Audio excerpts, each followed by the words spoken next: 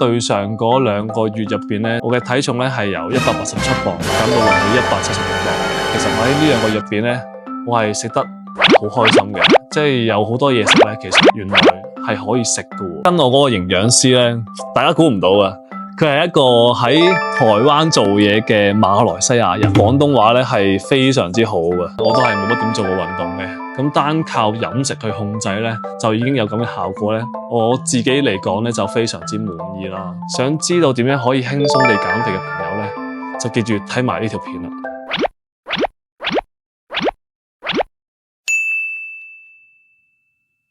大家好，歡迎收睇夫妻肺片，我係偉哥。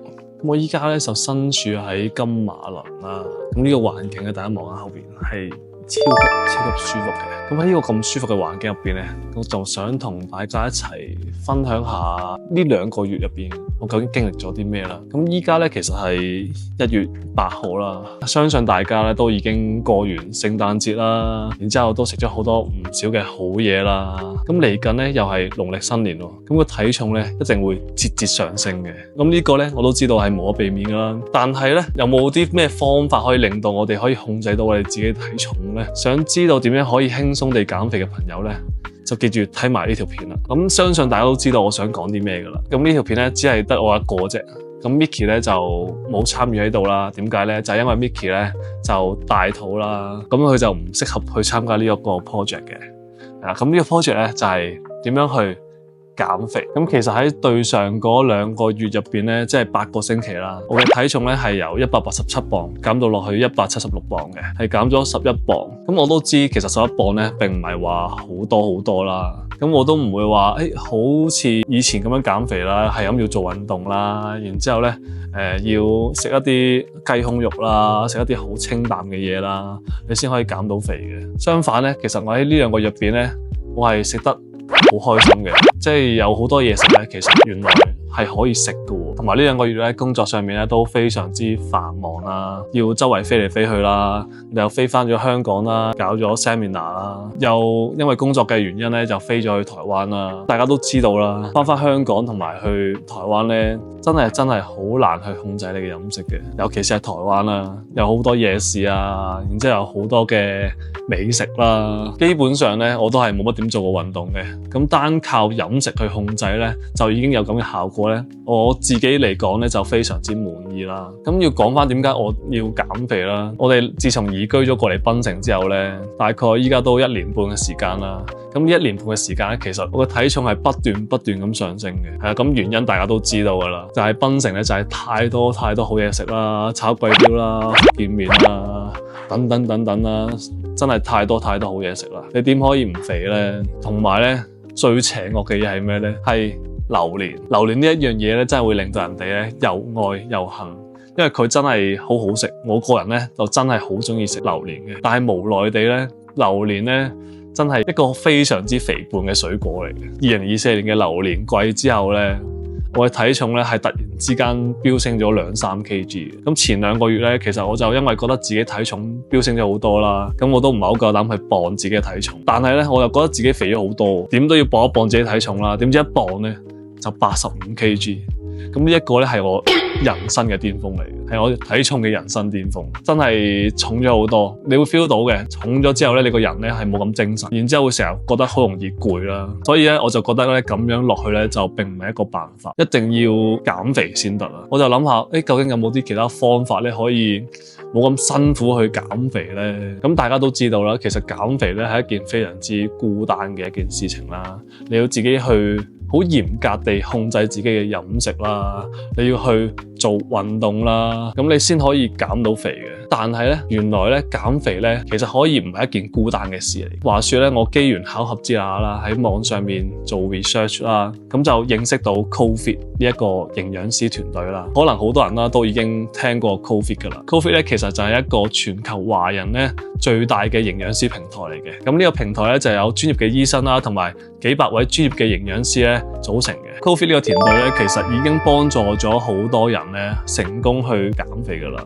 如果大家唔熟悉嘅話咧，自己都可以上網咧去 Google 一下，或者上 YouTube 咧去 search 一下佢哋嘅資料。係啦，咁我自己個人咧都係咁樣去 search 佢哋嘅資料啦。當我做完 research 之後咧，咁我最後咧就決定揾佢哋去幫手啦。因為咧有一個專業嘅人員咧去輔助你去減肥咧，的確咧係會事半功倍嘅。首先咧，我就預約咗 Ko-Fi 嘅營養師啦，做一個1對1飲食同體態嘅分析。咁呢個體態同飲食嘅分析咧係非常非常之重要嘅。做呢個分析咧就要需要你填寫2份問卷啦。咁呢2份問卷咧都係非常之仔細嘅。最特別嘅係咩咧？佢就係有一個荷爾蒙分析俾你做嘅。營養師咧就會根據你咧嘅荷爾蒙去分析你點解瘦唔到落嚟咧？點解你嘅體重咧會一直咁上升咧？我做完呢一個6大荷爾蒙分析之後咧，營養師又同我講咧，原來我咧係屬於一個叫做 P+L 型。咁咩叫 P+L 型咧？咁 P+L 型咧就即係咧，我嘅脂肪咧係非常之容易積聚喺腹部呢個地方嘅，同埋我嘅肝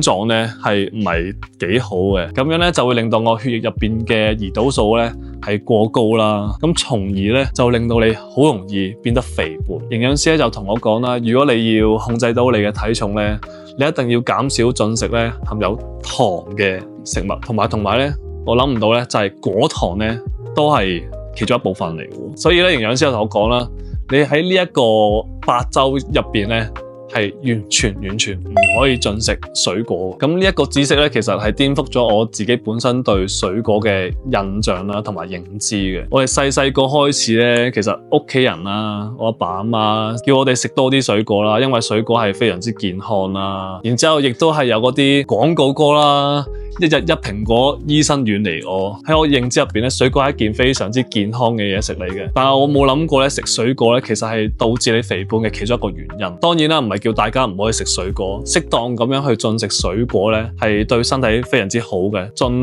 量唔好食得太過量啦，因為水果入邊咧都有果糖啦。咁果糖咧其實都係一種糖嚟嘅，咁就會令到你嘅胰島素咧係會飆高。當日咧就同營養師傾咗好耐啦，然之後聽佢對我嘅體態去分析啦。咁我又覺得，都真係幾準喎。全身嘅脂肪最多嘅地方咧就係腹部啦，所以我最後決定咧就加入呢一個8週飲控課程。喺進入咗呢個飲控嘅課程之後咧，營養師咧就更加會對你嘅症狀啦去對症下藥嘅。成個減肥嘅過程咧就係8個星期啦。其實佢成個課程嘅重點咧就係等你去認識到自己嘅飲食啦，然之後會學到好多關於營養學嘅知識啦。等你以後冇營養師嘅指導咧，都仍然可以 keep 住你個體重啦，或者可以越嚟越瘦啦。我喺呢8個星期入邊學到嘅重點咧，第一點咧就係點樣去認識食物啦，點樣去分辨食物嘅分量啦。咁喺呢個課程嘅頭1-2個星期入邊咧，最重要嘅嘢咧就係點樣去分辨到自己食咗啲咩啦。每一餐嘅分量係要食幾多啦？營養師咧就會就住你嘅體重啦，你想減重嘅目標啦，即係話我想喺2個月入邊呢8個星期入邊減到5 kg 嘅，咁營養師咧就會幫你 set 呢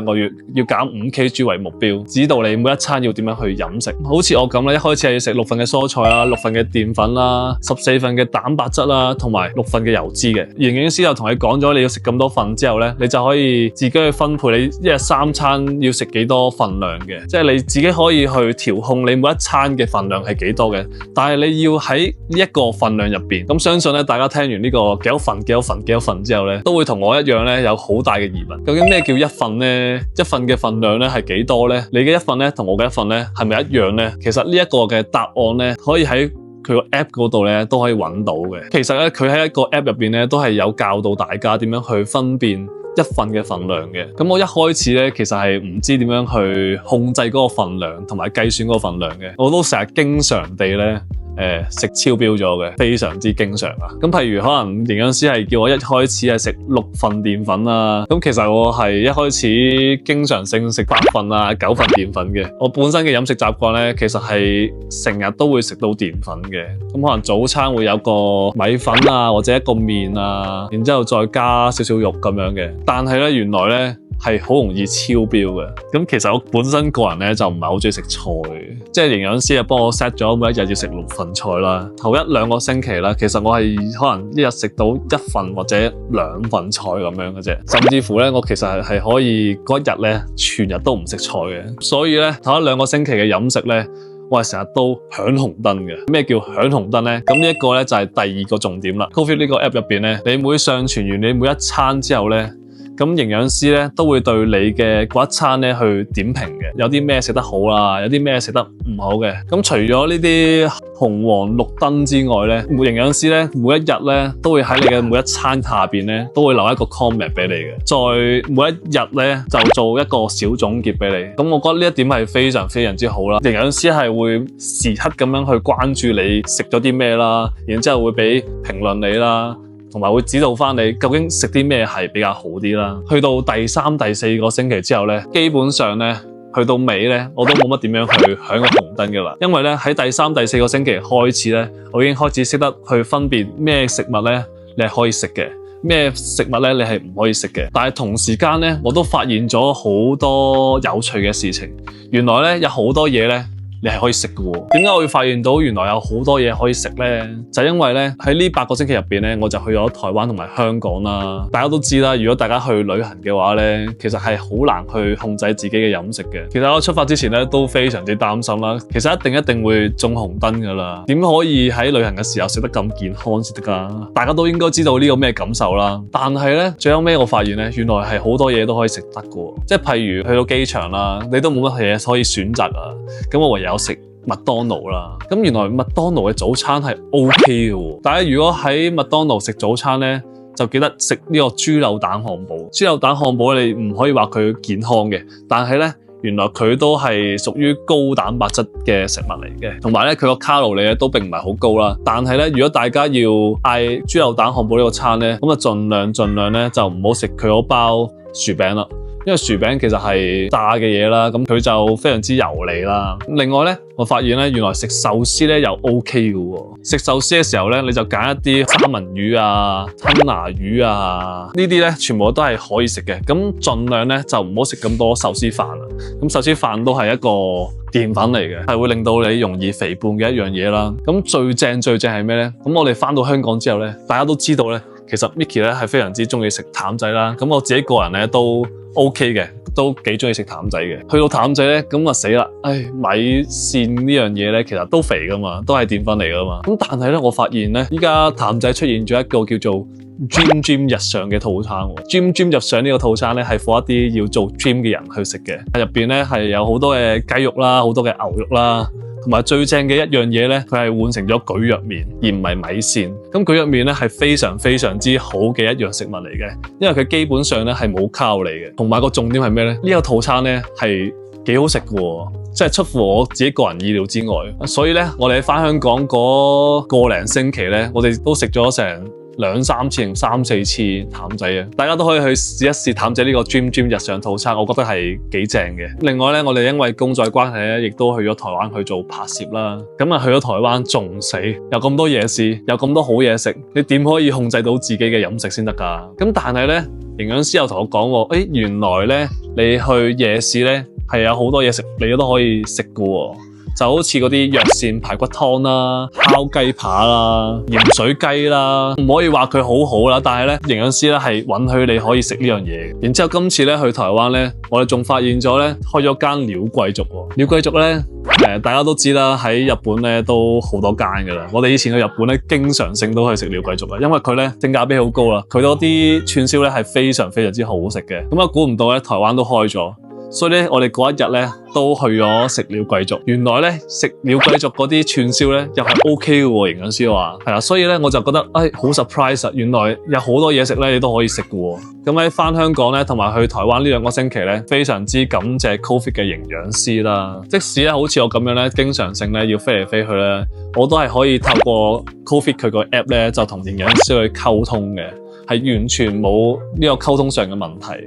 咁第3點咧，喺呢個8週入邊咧，除咗我體重減咗11磅之外咧，另外咧我都學咗好多咧關於控制體重上面嘅知識啦。因為咧喺 Ko-Fit 呢個 app 入邊咧，其實咧我哋係會分為一個咁嘅小 group 啦。咁大家咧都可以喺呢個 group 入邊咧分享一下減肥嘅一啲嘅資訊啦。你可以睇下其他嘅同學仔咧係食啲咩啦。咁咧佢仲有一個好得意嘅嘢嘅，喺個 group 入邊咧係有一個排行榜嘅。咁呢個排行榜咧，除咗我哋嘅成員都有參加之外咧，連營養師啦同埋啲小助教咧都會一齊去參與嘅。你就可以喺呢個排行榜上面睇到自己咧係排呢個排行榜嘅第幾位。咁咧，我覺得咧呢一個機制咧係幾好嘅，因為咧可以引起大家嘅良性競爭啦。因為我睇住你嘅體重減咗咁多，然之後我嘅體重減咁少咧，咁我就會可能有少少唔甘心啊！我想我嘅體重減得多過你咁樣，咁咧就會令到大家更加有動力去減肥咯。咁最後啦，其實我係喺呢個排行榜咧第2位啦。除此之外咧，我都養成咗一個食嘢之前咧就等上機先食嘅習慣。以前咧其實我就好少去食嘢之前咧影相嘅，但係原來咧咁樣嘅習慣咧其實係幾好嘅。你影完相之後咧，其實你可以記錄低咧你每一日食過啲咩啦，然之後你可能1個星期或者2個星期之後咧，然之後你碌翻啲相咧，咁你就會發現原來咧我呢個2個星期入邊咧都食得非常之 heavy 喎，成日都餐都係薯條啊、炸嘅嘢啊，然之後咧你就會開始有個警惕性，咁我就要注意翻我自己健康，唔可以食咁多咁唔健康嘅嘢啦。其實我覺得 COVID 呢個 program 咧就唔會好似坊間其他嗰啲減肥 program 咁樣，要你喺一個好短嘅時間入邊咧減少好多嘅體重，可能要你喺1個月入邊瘦5 kg 嘅，瘦10 kg 嘅，咁咧其實係真係非常之辛苦嘅一樣嘢嚟嘅。佢呢個 program 咧反而咧佢係會教你一套嘅方法啦，等你可以學習到控制體重嘅知識啦，用呢一啲嘅知識咧 keep 住去維持你嘅體重咯 ，keep 住去控制你嘅體重咯。咁咧依家其實好似我咁樣啦，我而家拍緊片嘅呢個時候咧，其實已經係完咗 program 嘅2個星期噶啦。咁其實我個體重咧係完全冇反彈到嘅。喺個課程嘅8個星期入邊咧，其實 COVID 咧真係幫咗我好多嘅。無論你處於喺邊個國家啦，你都係可以透過佢個 app 咧同營養師去溝通啦。同埋咧佢個營養師嘅團隊咧係好令我 surprise 啊！正常啦，如果係一個台灣公司嘅話咧，其實佢哋都係講國語比較多啦，即係普通話比較多啦。但係我估唔到咧，其實佢哋可以提供埋英文啊，甚至乎係廣東話嘅服務。咁跟我嗰個營養師咧，係大家估唔到嘅。佢係一個喺台灣做嘢嘅馬來西亞人，係馬來西亞嘅華人啦。佢咧嘅廣東話咧係非常之好嘅，成個過程都係用緊廣東話，所以咧我哋係完全冇溝通上嘅問題。